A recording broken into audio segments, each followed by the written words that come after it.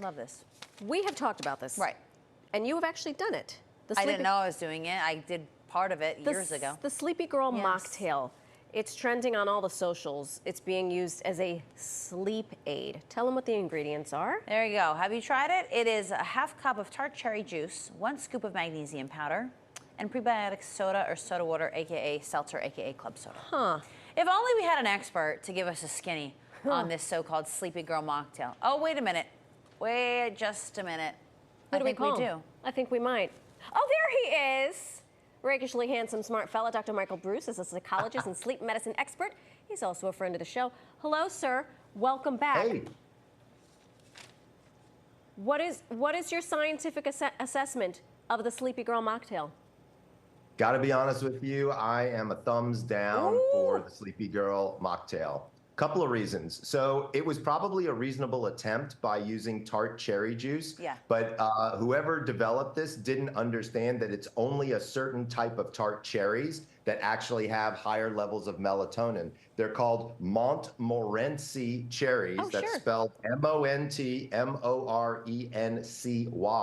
cherries. So number one, it's not just any cherry juice will do. And number two, I would never give somebody soda water before bed because they're probably going to have gas. I don't want that. Oh my, you know what? This is why we turn to the experts to debunk the myths. So that's that on that, everybody. You heard it here first. So if you're getting sleepy, it's probably a placebo, right? Yeah, more than likely. Or yes, you're just tired. All right. Thank you, because we've been talking about this for a week now. Yes, and we were going to try it. So my daughter actually sent me something, and she was like, "Dad, what do you think of the Sleepy Girl Mocktail?" And I was like, "Oh, honey, no, I'm sorry." Oh, honey, put it down. Thank goodness she has Put a dad down the like cherry you. juice. That's Put right. down the Put down the gas. the cherry juice. That's right. Okay. That's right. Dr. Breus, let's dive into the real reason we called you here. You bet. How does light affect circadian rhythm? And then furthermore, why is it so hard to physically wake our bodies up when it is still dark outside? I mean, it's impossible.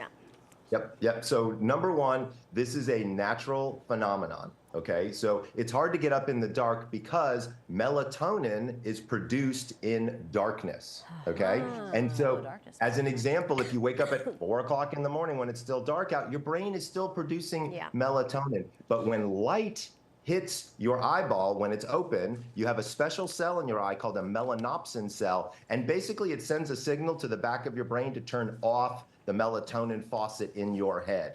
That's why we really want people to wake up with the sunrise with this new idea of getting rid of daylight savings. We'd rather people stay on this time that we're on now because we can get up at a reasonable time for all of ourselves. So then what are some things we can do to wake up more easily on these dark mornings? Give us some tricks. Give us the hack. Yes. Okay, so to be fair, you have to be pretty motivated, and it's not an easy thing to do. One of the things I tell everybody to do is try putting on a light timer that goes off about 15 to 30 minutes before your alarm clock goes off. Believe it or not, they now have sunrise alarm clocks that actually work quite well for people, especially who wake up in this in the darkness. And if you can, maintain a routine. So getting up at the same time, even if it's dark, is going to be better than getting up at variable times. Also, do yourself a favor when you wake up, throw on all the lights. Get as much light going as possible, because all that does is it starts to slow down that melatonin and that sort of low-beat sleepy feeling. We have partners. I If I start turning on lights, I'm going to be in the doghouse. So you kind of have to sneak out of the room from your partner, because they don't certainly want to wake up at the same time that you ladies wake up, because I know y'all wake up pretty early. So run to the bathroom. So run to the bathroom, turn the lights on, and cry in a ball. Yes. Got it. Yeah. Now, since the light is going to help us wake up, on the flip side, how long before bed should we shut it down? Avoid the bright light or the blue light? Great question. I would say somewhere between 60 and 90 minutes. And for folks out there who wear makeup, this actually turns out to be a kind of an interesting hack. I tell people all the time that take your makeup off earlier in the night, because most people, when they remove makeup, they put their face right up to the mirror. They have all these bright lights going on. If you do that at 10 o'clock at night, you're basically telling your body it's morning time, not nighttime. So take your makeup off at 7:30, 8 o'clock. Get yourself ready for bed. So when you do go to bed at 10, you can have a lot less light kind of going on in your life. I will tell you, though, it's okay to watch a little bit of TV if that's one of those things that helps you fall asleep. I'm the only sleep doctor in the universe that says it's okay to fall asleep with the television on, because my wife does. I sure hope that my boyfriend is not watching this right now, because this is our biggest fight. How can we get better quality sleep so we stay asleep longer? Oh, gosh, yeah.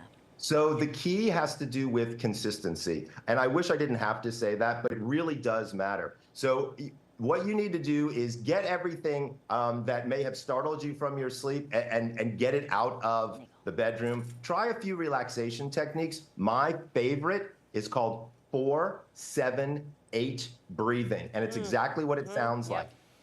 You breathe in for a count of 4. You hold for a count of 7, and you breathe out for a count of 8. If you do 7 cycles of that, you will get very, very relaxed, and you'll feel significantly better and be able to allow that natural sleep system to allow you to fall back to sleep. However, if you're lying in bed and you're just getting angrier and angrier and angrier because you're asleep, get up, because all you're doing is now associating the bed with being upset, and that's not going to do you a whole lot of good. So if you're calm, stay in bed. But if you're getting all riled up and saying, this is driving me crazy, it's happening again, go ahead and get out of bed, do something a little more relaxing. Okay. You heard him. That's from the expert's mouth. From the expert Dr. himself. Breus, thank you again for all of this knowledge. And you at home can find more sleep tips online at sleepdoctor.com.